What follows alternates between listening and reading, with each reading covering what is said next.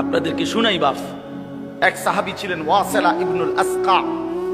আমরা নিজে কিতাবে পড়ছি ওয়াসিলা এই সাহাবীর নাম। এই সাহাবী একদিন ওনার ছেলে, উনি মিশরে থাকতেন, ওনার ছেলে রোমে, মানে আজকের ইটালি, এই রোমের খ্রিস্টান বাহিনীর বিরুদ্ধে সাহাবী নবীজির ইন্তেকালের পরে সাহাবীর ছেলে যুদ্ধে গেছে কাফেরদের বিরুদ্ধে। যুদ্ধে খ্রিস্টান বাহিনী এই সাহাবীর ছেলেকে বন্দী করছে, বন্দী কইরা অন্ধকার কারাগারে আটকায় রাখছে।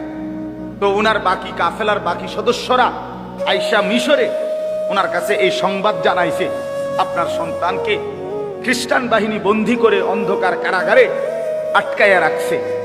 আল্লাহর কসম, আমি নিজে কিতাবে পড়ছি, হযরত ওয়াসিলা এই সাহাবী প্রথম শব্দ চিৎকার দিয়া বলছে, আয় আল্লাহ, তাইলে আমার সন্তান নামাজ পড়বে কেমনে?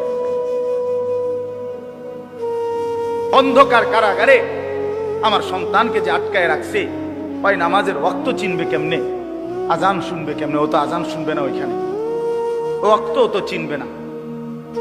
এরপরে কিতাবে লিখছে এই সাহাবী 5 ওয়াক্ত নামাজের পরে সময়ে, উনি 5 ওয়াক্ত নামাজের টাইমে ওই রোমের দিকে ফিরে উনি বলতেন, ইয়া বুনাইয়া কাদ হানা ওয়াক্তু সালাতিল ফজর, হে আমার সন্তান, ফজরের নামাজের ওয়াক্ত হইছে, ওঠো বাপ, নামাজ পড়ো।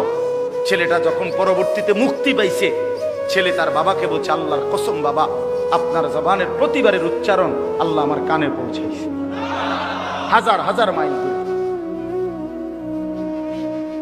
এক বাবার প্রথম ফিকির সন্তানের জন্য কি বলেন না কেন? নামাজ।